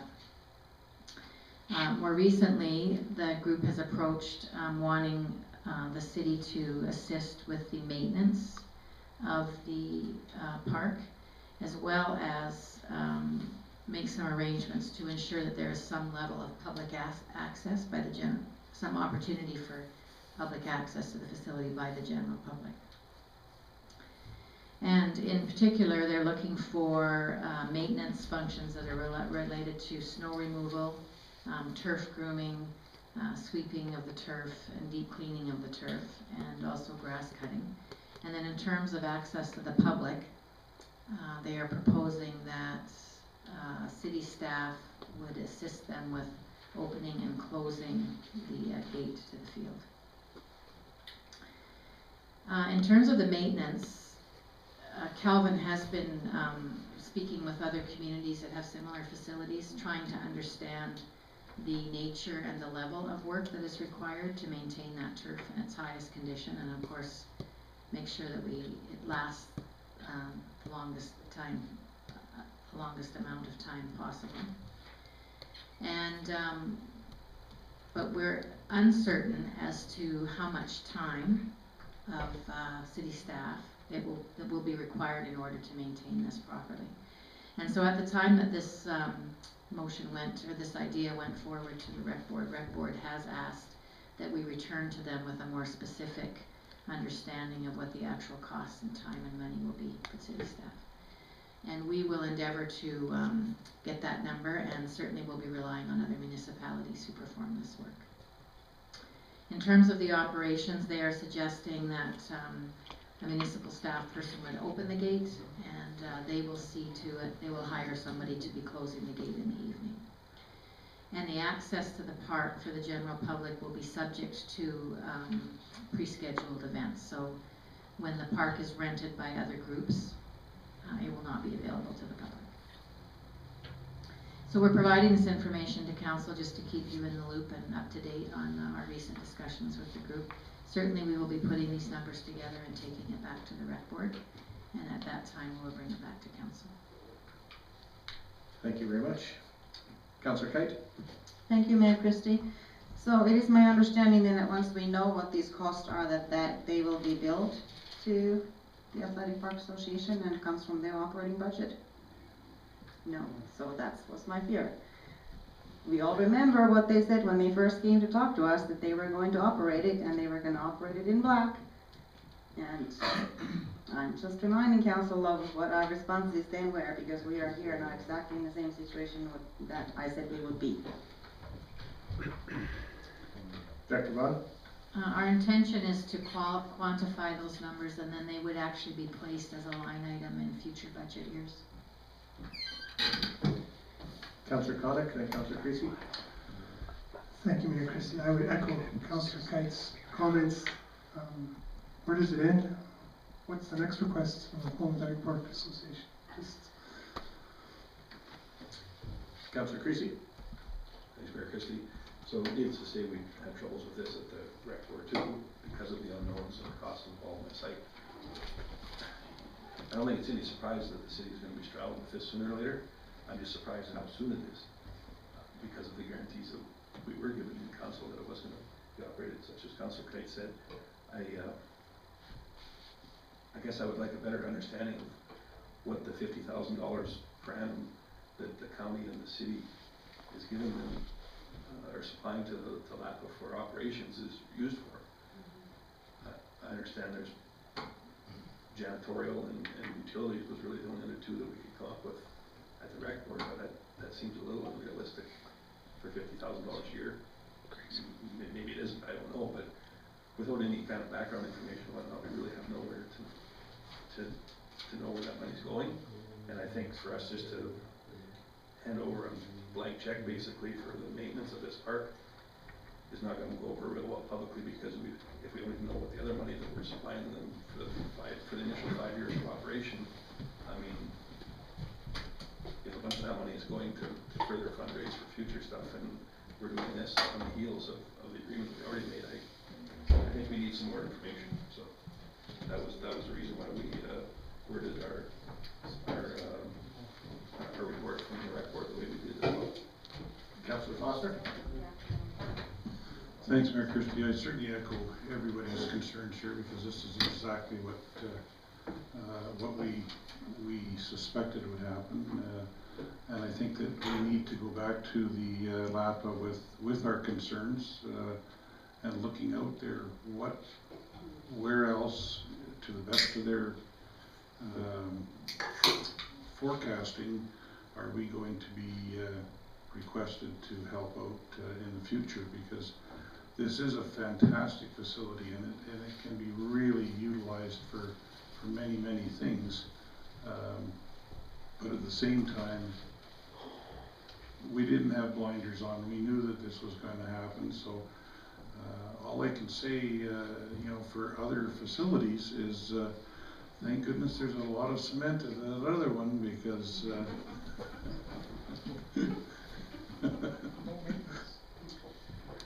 Did we not have some staff trained? I do believe the boys were up from Pennsylvania, wherever the stuff's from, and training with regards to the care and upkeep of the field, and I think that we had some staff there learning that, which I think is good, and I too agree. I've always said that rec facilities don't make money. They insisted that it would be run in the black, and too surprised that it is so soon that they're looking for this type of service back to them. But have we not done some training, which I think is a good thing? I'm not opposed to that, that's for darn sure. We did participate in some of the training. The discussions more recently that we're having is with an individual who manages these turfs and is an independent contractor. And we're interested in the machinery that's required and in the techniques of looking after it to ensure that it does last as long as it can. Thank you. Councillor Kite? Thank you, Mayor Christie. I wonder if we could get a similar report from LAPA as they provided to us quite frequently when they were in the process of developing the park, to look at what the operational costs were, etc. So we have a clear idea of where the operations are at. I know that they have very successful fundraising campaigns to add to the park, and maybe this is the time now to stop and start a fundraising for operations. Instead of adding, is the track finished? And is everything there now that they wanted to? There's no track. So I would like to see those figures. Thank you.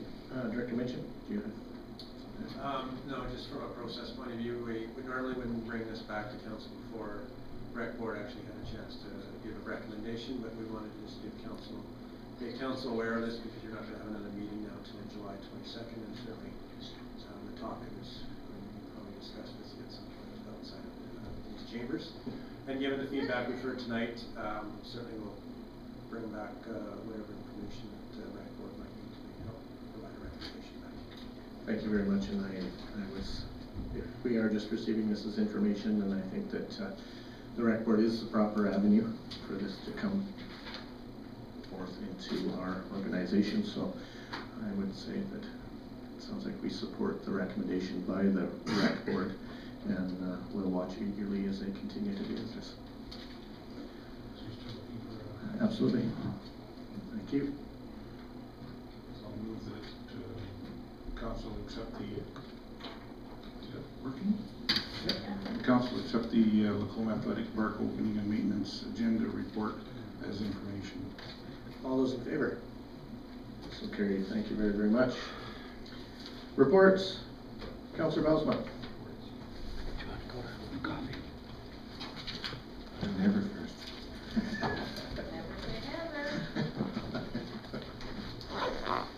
My report is there. It's been not too bad for the last couple of weeks.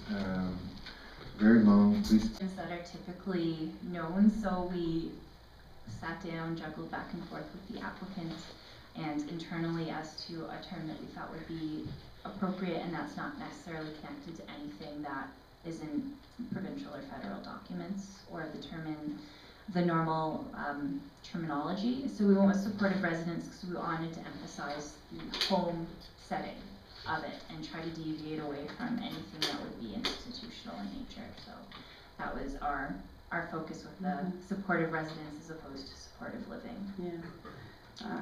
Director Mitchell. And just to follow up before Councillor Kite follows up with her second question, we wanted to avoid attaching any definitions that are linked to existing programming, housing, because those have a tendency to change over time. Affordable housing, attainable housing would be an example. So we wanted to have as broad a definition as we could, understanding that programs change over a period of time. My only concern was that if it's similar in use to what already exists, that the licensing might follow in the same vein. All right, motion is on the floor. Oh, sorry. Councillor Creasy, then Director Law. Just to avoid a conflict here, I was wondering if I could ask Manager Peters if the applications for the action group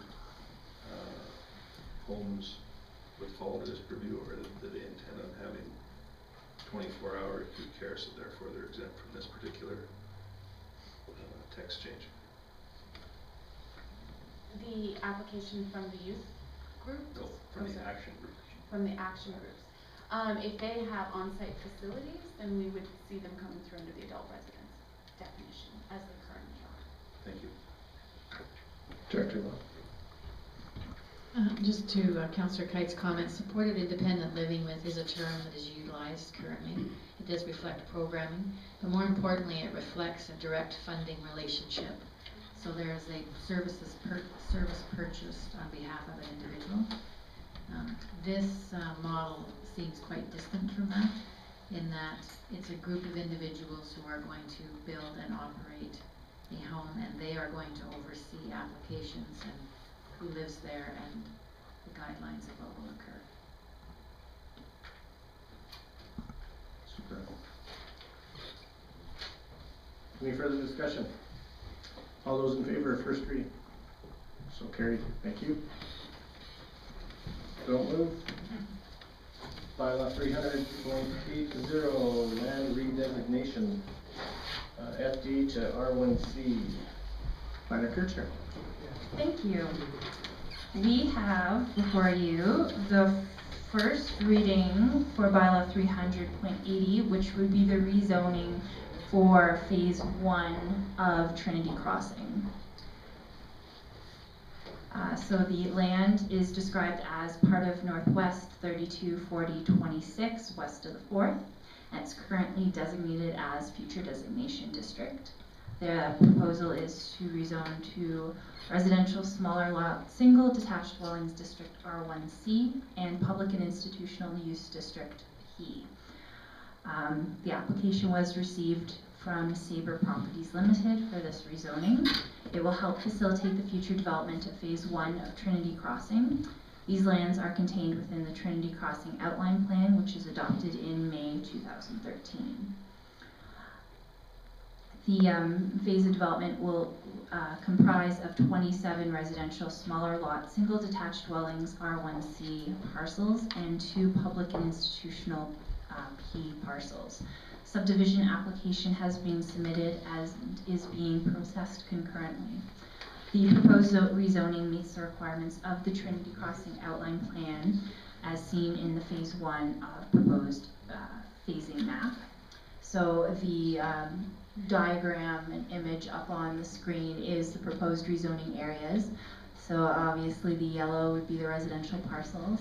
The green public and institutional lots include a PUL strip and a teeny tiny little green dot, which is a remnant. There's already municipal reserve that runs northeast along there from a previous subdivision, so it's a little bit of cleanup for that little corner. And it matches up with the phasing map. This is only a portion of phase 1, it's the southern portion. So in conclusion, administration is recommending that you proceed with first reading and that a public hearing be set for Monday, July 22nd at 6:35 p.m. to consider this bylaw. Thank you. Councillor Creasy. Thank you, Mayor Chrissy. Just a point of order that we neglected to set a public hearing date for the previous bylaws, just so we don't forget it? No, we didn't. Because it wasn't read that way. Yep, it was My read. mistake. Thank you. Yeah, thank you. Councillor Foster, then Councillor Bosman. Thanks, Mayor Christie. Who owns this land right now, Jennifer? Technically, it is owned by Sabre Properties Limited. Okay, I assumed it was who everybody thought it was. Yes, so, Okay, that's why I just yeah. wanted clarification of the name. Yep, so that's what's on title, and judging by the signatures, I'm thinking it's the same fellow, he just has another company in which he owns property. Thank you. Councillor Bosman. I'm trying to understand why we are going to, put through this bylaw for rezoning for 27 lots, which is only about half of the, actually only maybe 40% of the phase 1 that's shown in the outline plan. Like, when we see phasing come through in the outline plan, should we not expect that the entire phase would be included and not just phase 1A, 1B, 1C? This just doesn't make sense to me. Planner Kirchner. If you recall, the applicant was quite clear during the outline plan that he had every intention to do phase 1A, phase 1B, hopefully not phase 1C. So since it does meet a portion of it, we are able to proceed. I think Michael probably has something to add. Director Mitchell. I guess since we're just trying to give this first reading tonight, those types of questions probably would be best at the public hearing. Yeah, we need to just, so these will ask the actual applicants to what his plans are for that phase. Thank you. Councillor Creasy. Thanks, Mayor Christie. I guess one other question we could ask the applicant at the time, I know we had discussed for continuity of municipal reserve area, and we seem to be lacking a little bit in that north end of the little island out there, north of the R1B area. I was just wondering what the idea of that was. The brown area on the map? Oh, the apartment complex? And further north? That piece right there? Yeah, and then the R1C area to the right of it. So there's, just because we had asked for continuity with the municipal reserve area, we've got a kind of a dead spot there at the north end of the R1C area, which is north of the R6. Yeah, do have that one portion, and there is proposal for a playground to go in right north of the apartment complex. As for the rest of it, our Parks and Recreation did review this, and they had no further comment over what was presented. Okay. Councillor Bosman, then Councillor Foster, then Councillor Kite. I would like to make a motion that council give first reading to bylaw 300.8, that a public hearing be held on Monday, July 22nd, 2013 at 6:35 to consider bylaw 300.8. Thank you very much. Councillor Foster. Okay. Councillor Kite. I just had one question. Thank you, Mayor Christie. Is it possible then the request from the applicant to ask for him to identify the phases A, B, and C as he wants to develop them, so we have an idea of the order? Absolutely. Public hearing would be a great place to do that. Thank you. Any further discussion? This motion is on the floor. All those in favor? So carried. Thank you. Thank you, Planner Kirchner. I think you're done. I am, and I just want to let you know that there's something funky with this microphone, and everything that you guys are saying is coming through, so you may want to retire this one for you. Yeah. No problem. Thank you very, very much. Have a good evening.